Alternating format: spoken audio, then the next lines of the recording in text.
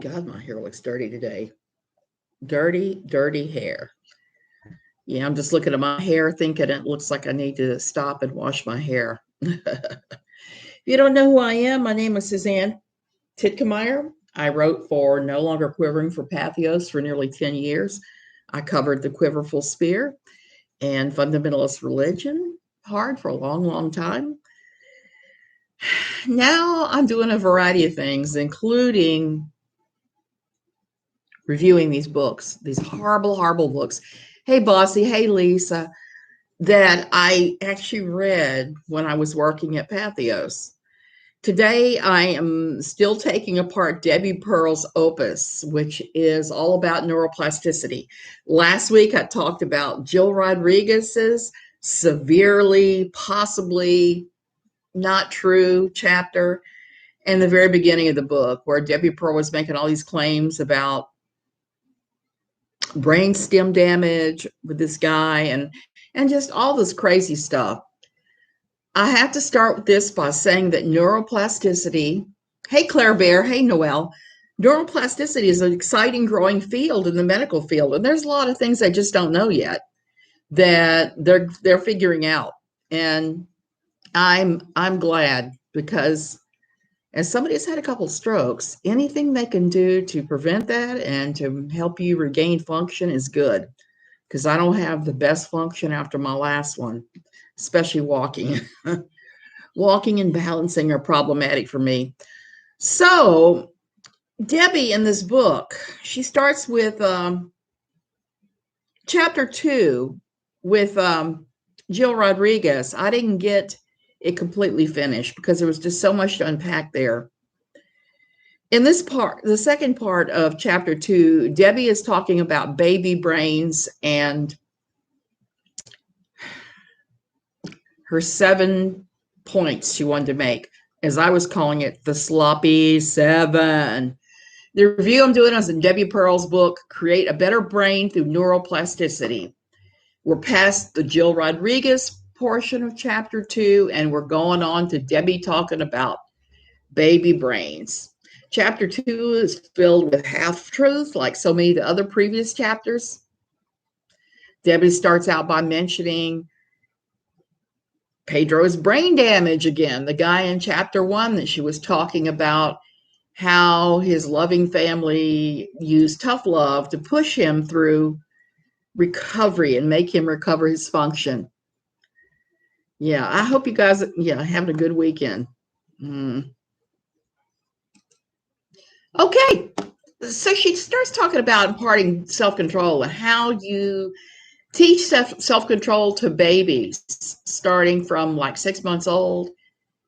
But here's the thing, Debi and Mike have said many times in the past about self-control is accomplished by training someone with a plumbing line, by beating them until you break their will.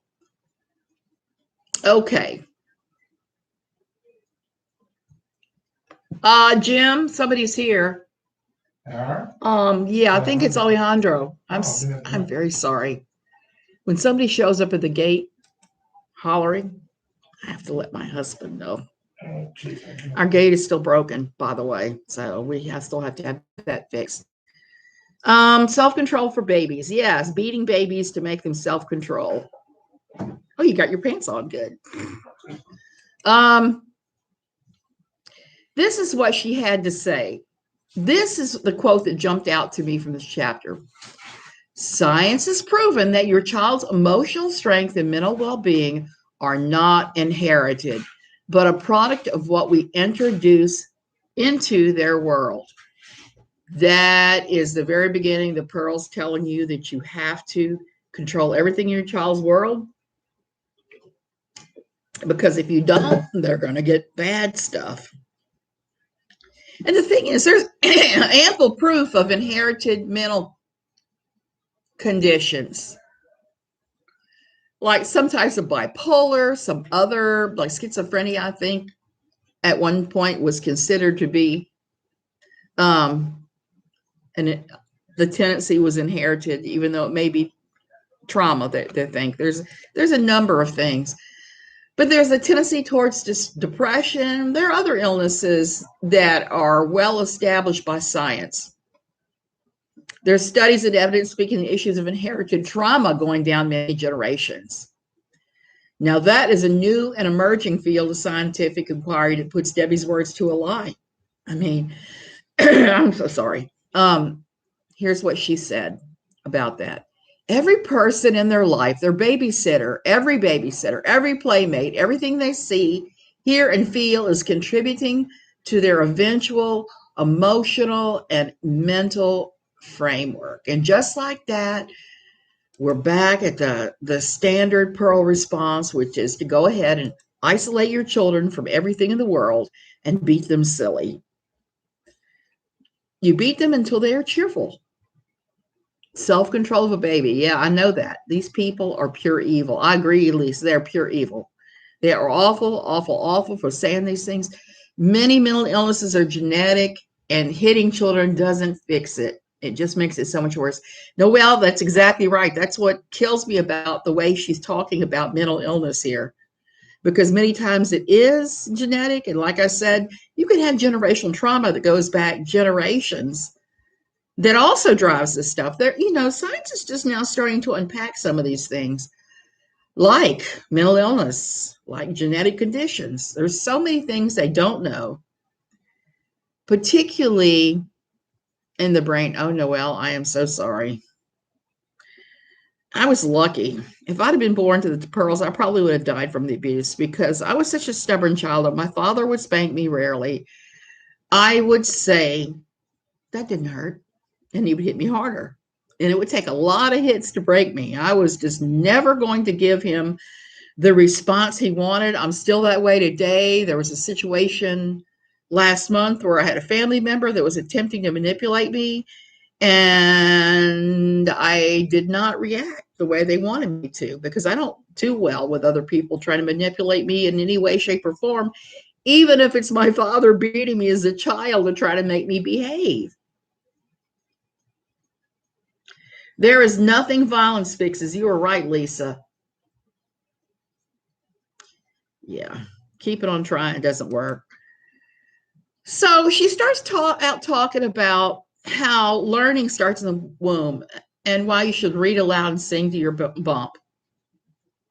She said that's how babies learn to bond with their mother by their voice. I'm not going to argue with that. There's a lot of validity there.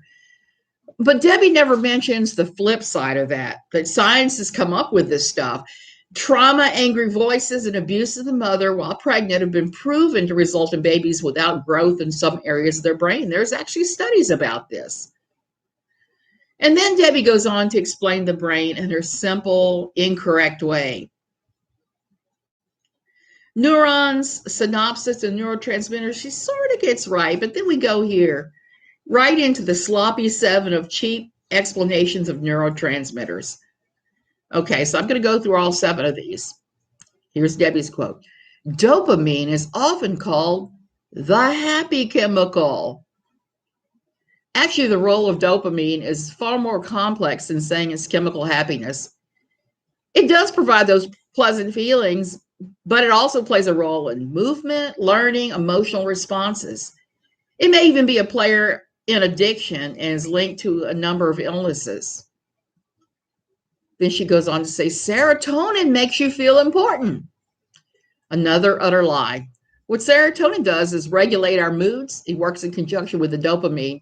It's responsible for communication with the nervous system cells and for the proper functions of sleep, eating, maintaining bone health, digestion. If you have too much serotonin, it can cause anxiety and depression. Okay, here's another Debbieism. Cortisol is known as the stress hormone.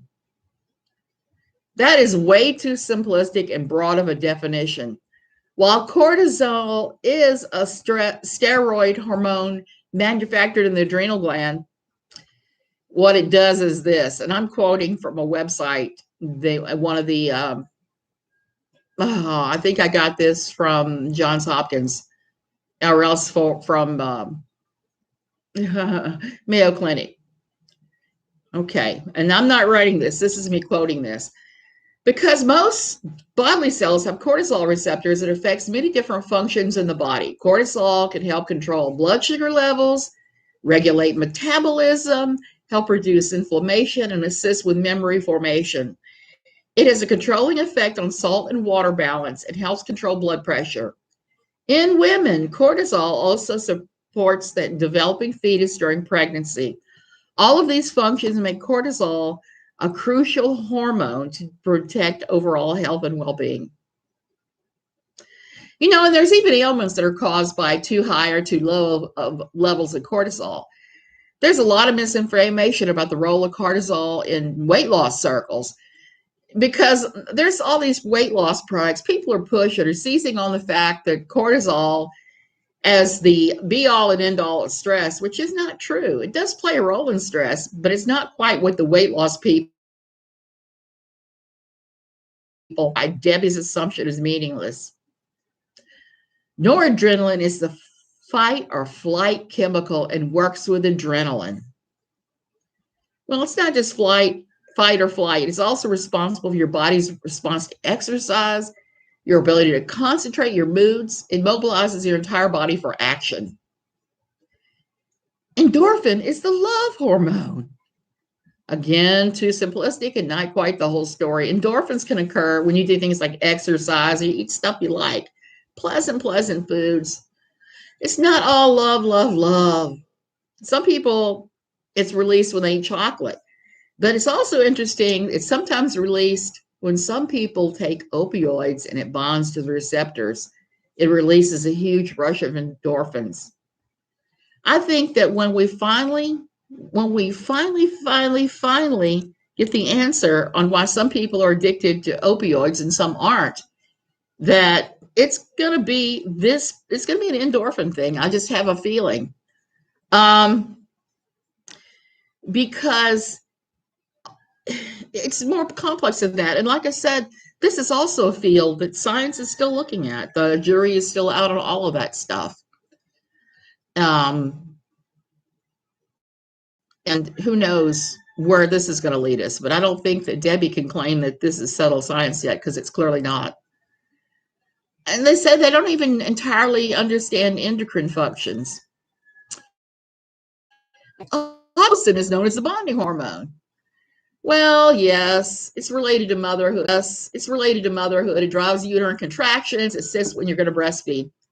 Sometimes people call it the love or cuddle hormone because there's released things we do stuff like hug or even if you play with the dog. What Debbie misses about this is another one that can have a dark side. Here's another quote from one of the legitimate medical sources.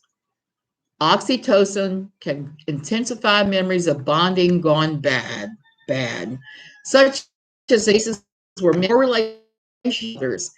It can also make people less accepting of people they see as outsiders. In other words, whether oxytocin makes you feel cuddly or suspicious of others depends upon your environment. It's an environmental thing.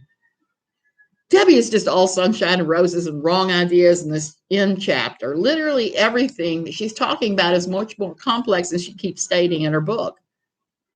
Melatonin is the hormone that helps you sleep. That's Debbie. For once, Debbie's right, sort of. Melatonin is a hormone that tells your body to sleep. She doesn't make bottles of melatonin to help you sleep when you're having insomnia.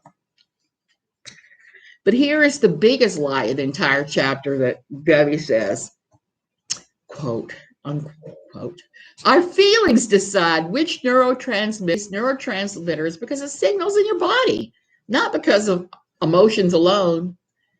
It's just that simple. You exercise hard and your body responds by releasing dopamine, noradrenaline, endorphins, and cortisol.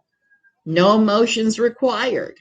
And this is just another way for the Pearls to shame people for having feelings and emotions. And that's the end of chapter 2. And I'm going to try to get on here and do a little bit of chapter 3 because chapter 3 is kind of strange too. Okay.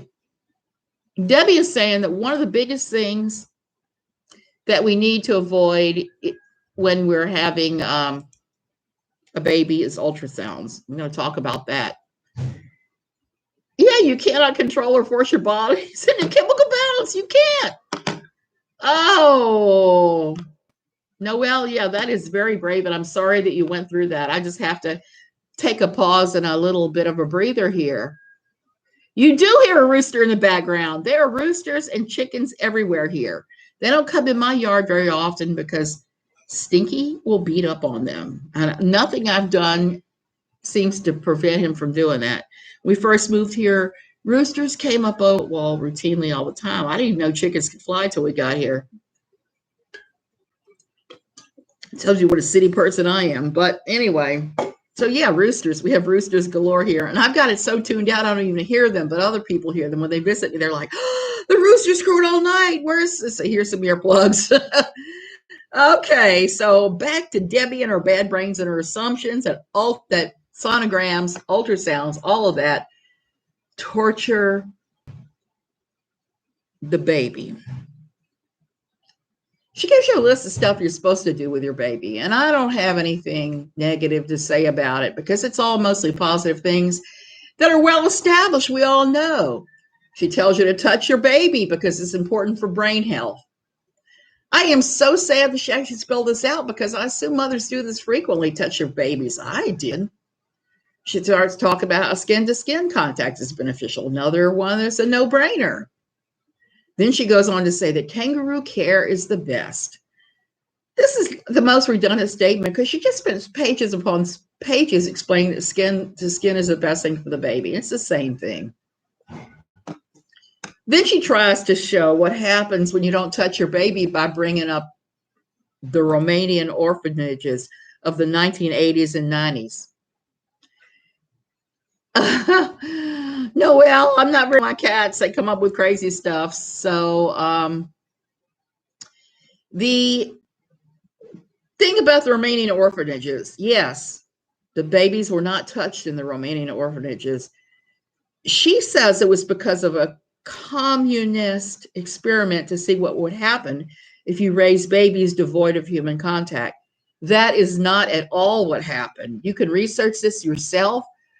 What happened with the Romanian orphanages is that the caregiver to orphan ratio was extremely high. Those kids could not get proper care.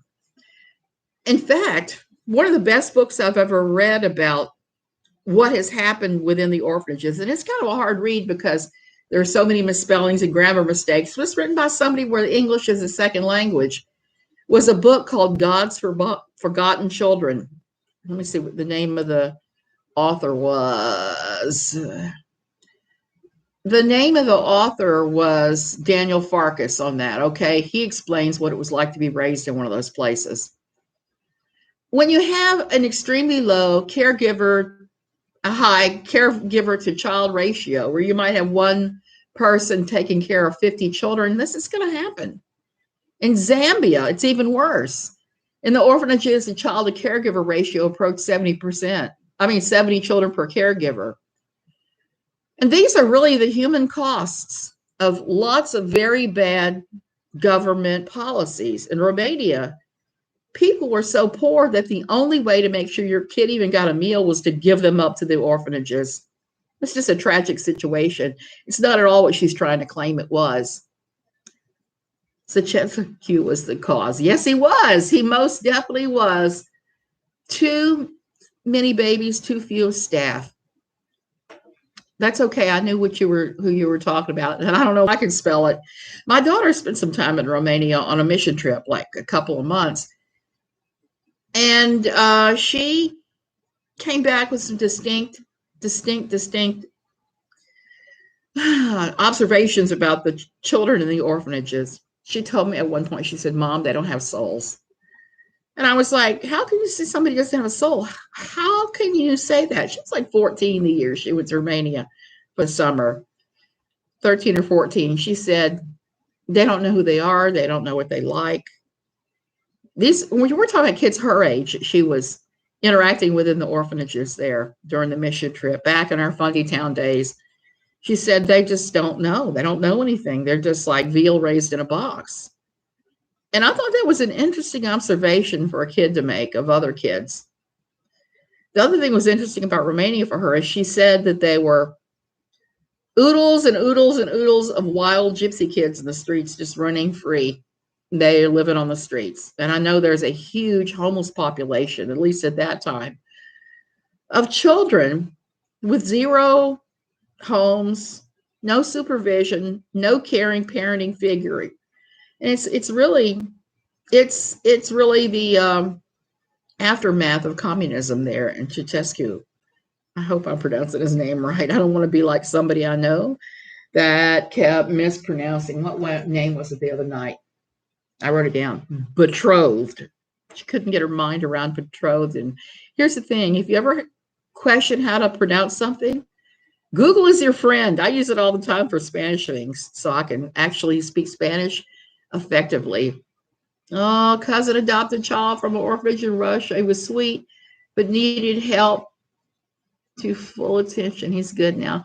Lisa, we know people in our former little town in Virginia that adopted Russian orphans. My husband spoke Russian fluently, and social services would tap him to come in and help a little bit when somebody adopted a Russian child, to actually start speaking to them in their foreign language and help bridge the child adult gap that was a language thing. The best creators can translate our spelling errors and fill the blanks of our comments during the On the Fly live chat. Oh, Lisa, I'm kind of dyslexic too in some crazy, crazy ways. And here's the other sad thing about children from Russia and other places like that people adopt. The evangelical world, like in the mid 1985 on, 95 on, started pushing foreign adoption as a way to minister to the whole world. The Children's Residential Treatment Center I worked at, but around 40 to 45% of the children that were in there were failed adoptions in evangelical families, and the children were from Eastern Europe mostly. It was just not super tragic, but a lot of those kids had reactive attachment disorder, which is a really hard diagnosis to overcome. Okay, so I've gone up my ramble about adoption from Romania. Okay. Romania is still a desperately poor place. It's ill-equipped for freedom. It is. They've gotten better, I think, but not quite 100% there yet. And I'm going to reiterate about children, Daniel Farkas.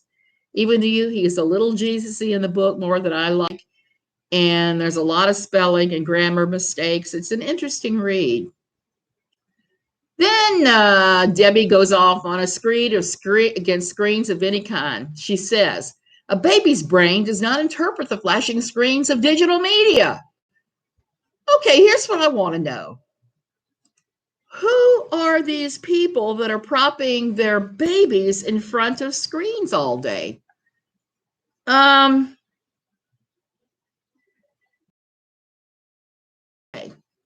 can understand giving your toddler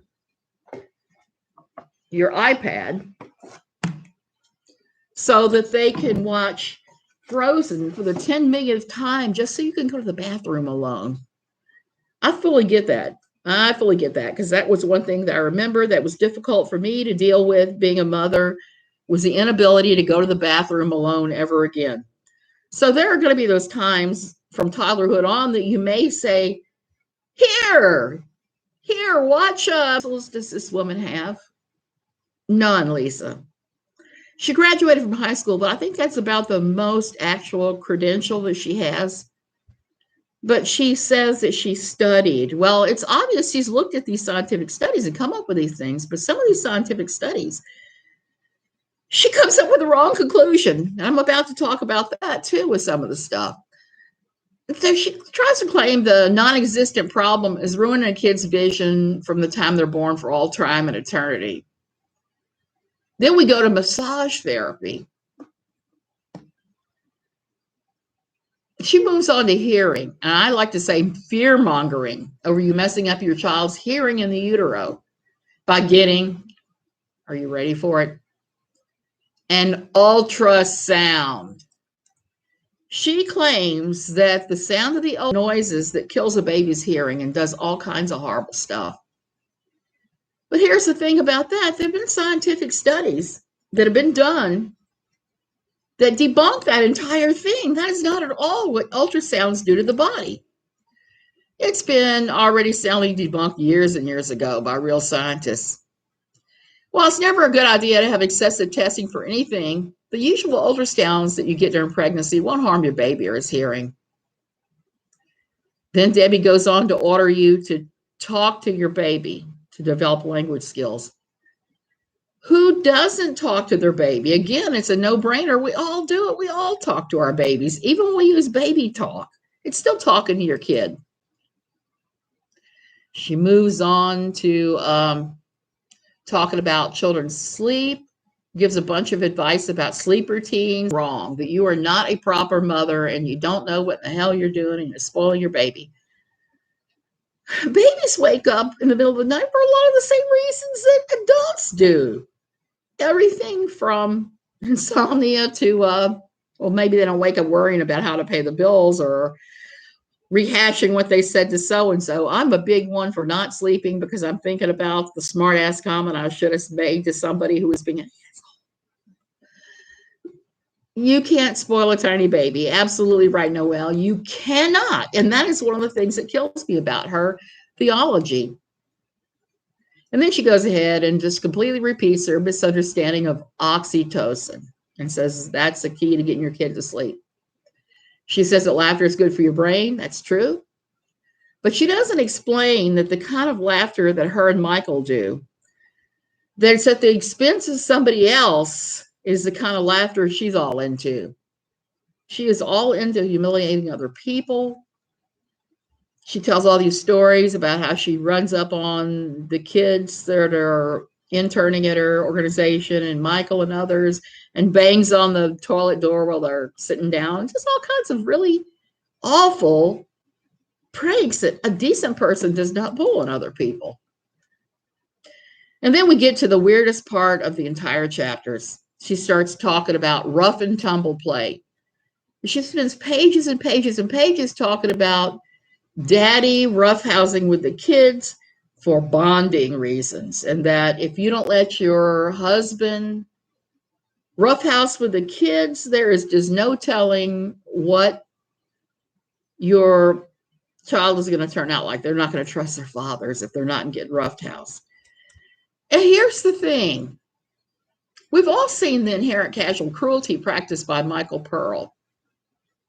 Likely how Michael Pearl does it is not very good for the development of any child's brain. There's some small scientific evidence that there's some truth to this. But the play that she's talking about needs to be between children and it needs to be managed by adults. You can't let it happen in a cruel way or where somebody starts beating up on anybody else. It makes me think about my cat Stinky, because when he wants to play, and he plays rough, there's no doubt he plays real rough. He comes up and bites me on the hand very gently, but it's a little bite, and it's like, hey, I want to play, and I want to play rough. So I know going into that, we're going to do some rough and tumble, and I'm fine with that, and he's never hurt me. So there's that. But I can't say that I agree with you supposed to let your husband rough and tumble with your children. Like I said, scientific study says it's beneficial when it's kids that are doing it with each other. It's not beneficial when it's an adult, especially an adult male. It's so much more powerful doing it with a child. It's not. She talks about it in too simple terms. She doesn't even mention that this is a test that uses radioactive dye and an MRI-like machinery with heavy magneture. This is not a test that is ever run routinely on children. It's rare to give a kid this kind of scan. And it's almost always used for things like strokes, brain issues like strokes, looking for blood, bone fractures, looking for heart-related problems. It's rarely used for other conditions and definitely not used on kids. Her little thing about the SPECT scans is pushed in between two long bits on roughhousing with daddy and the kids. One of the constants of this book is that Debi Pearl, it's just crazy. There's no rhyme or reason. Noelle, there's no such thing as boundaries in that family. I mean, stuff like Michael was afraid somebody might be in their bedrooms doing that fun thing to themselves that we all have done in our life. Most people have done self molestation. So he took all the doors off of the bedrooms, the children's bedrooms. Those children never had one speck of privacy. There's no boundaries in that family. And you were right, Lisa. It does sound like a it does sound like a manual for growing your own budding Ted Bundy. It just does, or Charlie Manson, because there's some truth to that. If you don't have any privacy and you don't not allowed to have boundaries, you don't even know you're allowed to have boundaries. That's the sort of thing that happens. Let's go back.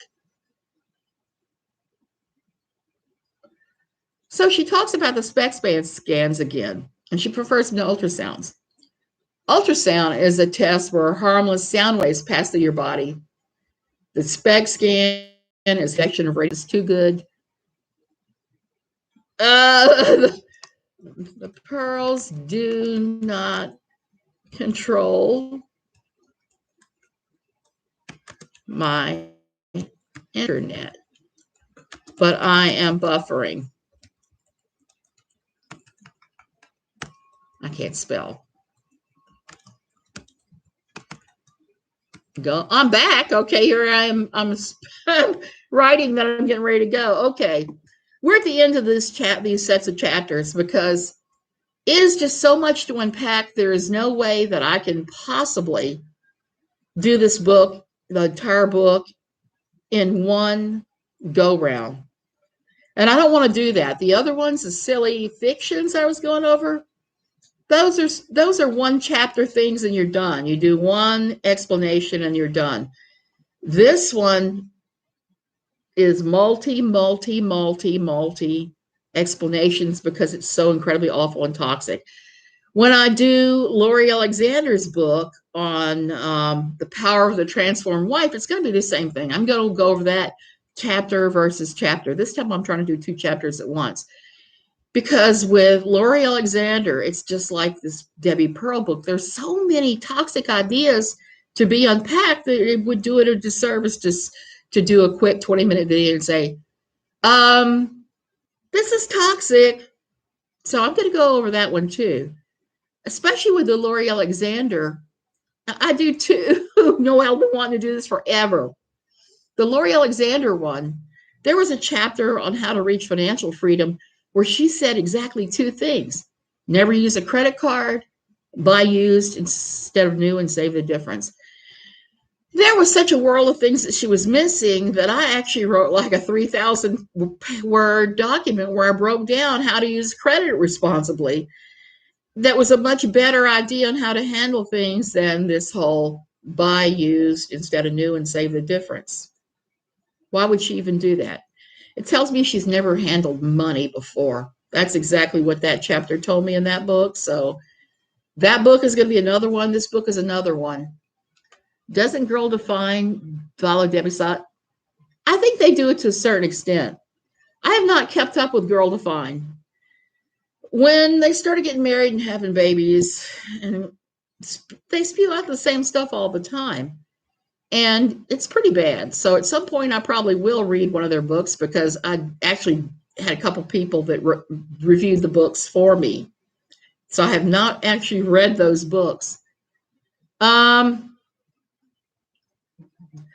it's so interesting how their followers eat this crap up. Yeah, I think also I'm going to do some more Doug Wilson ones, but I'm not going to do his fiction ones. He's got some really crazy ones out there. He's got one that he released a couple of years ago or last year called Evangeli, about evangelical jellyfish, where it's all putting down everybody else for doing things differently than him. It's pretty surprising. He also did one where he used food as metaphors, and that was pretty strange too. So I'm never going to run out of books for this thing. This is just, all I can say is every one of these books I've read is just like crazy town. And at some point I'm going to have to do Debi Pearl's book, Creating to Be a Helpmate, because it's so awful. and the Pearl book about beating your children, the one that they did called To Train Up a Child. So those books are upcoming too. But for now, we're going through her neuroplasticity book. I think this may be Debbie's most toxic book because of where it goes with everything. She is just so completely wrong. There's going to be a chapter upcoming where she talks about the cookie experiment. If you ever want to have time to waste, read the Wikipedia page on that that's linked to all these different studies. It was a study that was done internationally in just about every country. I want to say it was done by Stanford Medical Center, maybe, I don't know. But I forgot who did it. But basically, what they measured was if you took a group of children and you put them in a room and said, hey, I'm going to give you marshmallows, cookies, pretzels, whatever. You could either have one right now or you could wait 15 minutes and have two. And they measured which children did that. I think it's called the cookie experiment. I think that's what it's called. I'm not sure. But it's not there were so many factors that based upon whether the kids took the cookies or not. Debbie tried to say it was entirely who was a controlled and normal person and who was an out of control idiot. So she said that all Christian kids would put off getting the cookies, and they never even studied groups of children that were Christians. What they discovered is that children who came from abuse, that came from trauma, that came from families where food insecurity was a real thing, picked the one cookie up front. And if you were from a more stable and wealthier environment, you put it off and you got your two cookies after 15 minutes. So there's that. And that was just one of many studies that she has completely bobbled in this thing. I'm not even sure how she's gotten that far with it. They will put candy in front of a small child and test them to see if they will wait until they come back. Yeah, they do stuff like that all the time, but that's cruel. Very cruel when you do things like that. A child is a child with imperfect control, with impulses of a small child. I mean, and I really don't think that tempting a child to see if they'll obey is a good thing. It just never is. It works out poorly for the child because, like I said, a child is a child with childish deeds and childish thoughts without the control of adults. And I'm not sure if you put a bowl of candy in front of me as an adult, as a 61-year-old, I wouldn't touch it. Even if you told me no, I was like, can I sneak 2 or 3 of those and nobody knows? Especially with something good like some of those Hershey Kisses I absolutely love. I like the white chocolate ones with the candy canes in them. Something like that, I would have to lift a few. Anyway, I guess that means I'm uncontrolled, according to Debbie. Okay, so next week, let me look and see what next week because